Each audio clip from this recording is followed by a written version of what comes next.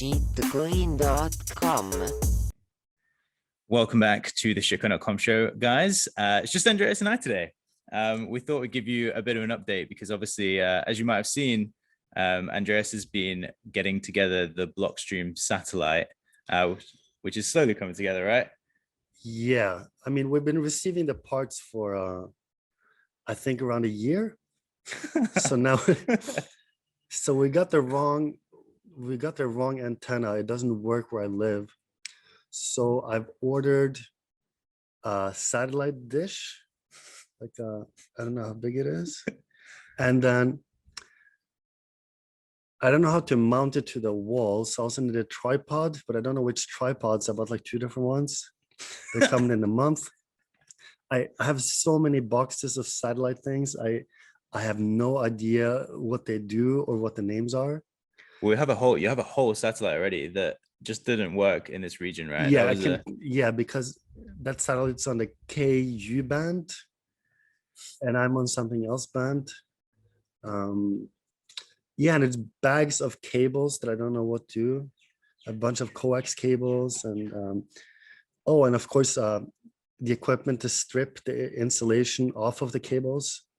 So it's a whole thing. This is gonna be good. Yeah, and it will be good when we've obviously we're going to be recording all the progress as we go, and as you can expect, an Andreas review as we go through, an honest shitcoin.com review as they. Yeah, of course. Yeah, it's gonna be very decentralized. it's gonna be Bitcoin with no internet. Yeah. Only satellite.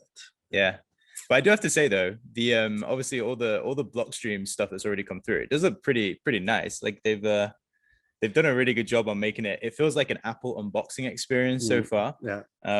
Feels quite cool. So I'll be intrigued to see it when it's all set up. Hopefully pretty soon. But we'll keep you guys updated with that. But I wanted to ask you as well. So also as part of the process, you've been looking at Lightning a bit more, which I know is obviously all the El Salvador stuff seems to be kind of coming back around and is on top of people's minds.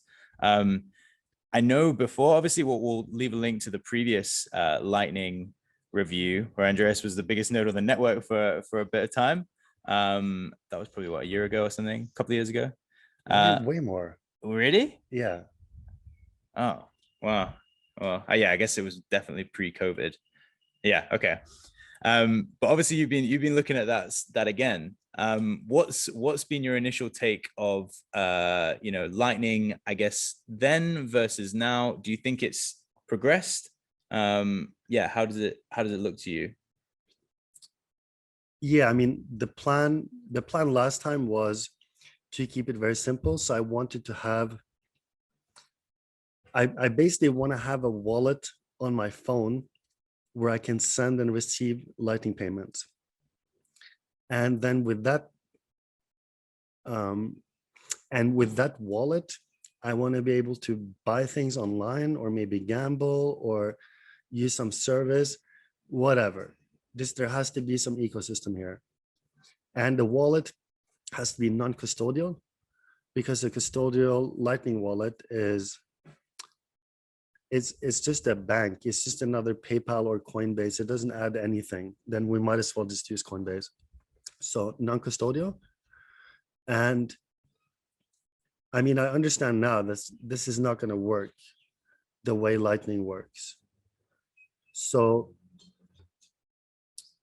I think the trick here is to have a full node, a Bitcoin full node that also has a Lightning node running on a computer in your house.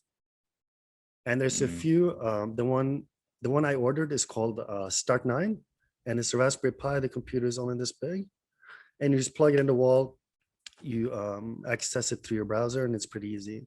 And the other one is called Umbrel, which I haven't ordered, but they seem similar.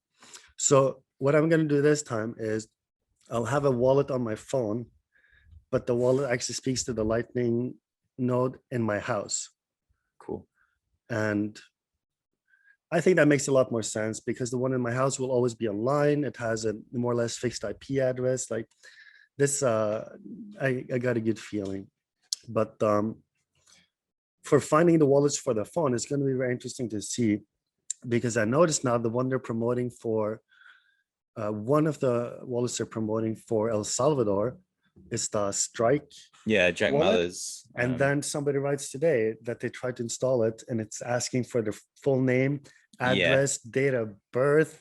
Yeah, It's like, what's going on here with this thing? So I want to look at the wallets that are available today and just see what is custodial, what is non-custodial, because I'm simply not interested in custodial at all.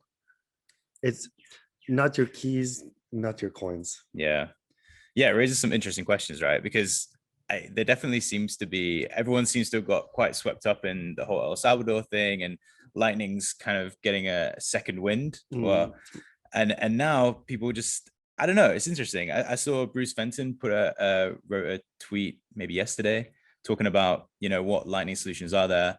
And his biggest pushback on everyone, most of them, most of the comments were that, they require KYC, AML, or some sort of sign up, or custodial. I noticed Peter McCormack's been shilling some custodial services, which I guess is fine for some people. I think he either doesn't know, or he's gotten to the point of like Lightning nihilism, where you just go like, maybe it's not possible. And then you get into this like IOTA thinking, where they say, well, it's completely centralized now, but maybe in the future it'll be decentralized. But the thing is, like, it never moves in this direction. Yeah. You never go from centralized to decentralized. It's always the other way around. So if we start off with everyone having custodial Lightning wallets, that's it. Lightning will just custodial. Yeah. And I guess the biggest pushback people say is, well, if you want great UX, it's hard to do that when it's non-custodial. But I guess that's just one of the problems people are going to have to work out. Like, people have got to find a workaround for that. But and it's what I'm doing. I'm gonna have the thing in my house, or my mom's house, depending on market conditions. And my phone will talk to that over Tor. It's going to be very encrypted and anonymous and decentralized. Perfect. That also brings me to something else. So I know that so with SideShift AI, sponsors of the shitcoin.com show, you're looking to also we're looking to re-enable Lightning, and I know you've been looking at that. Like, what are the problems that you face with that, with Lightning and SideShift? Yeah, it's mostly if it's because we cannot send Lightning payments out to the users, because that requires SideShift to have a channel open to the user. Yeah. And most users will maybe use it only a single time. So if we open a channel to make a single payment, that is more expensive than just sending on Bitcoin. And slower and very pointless.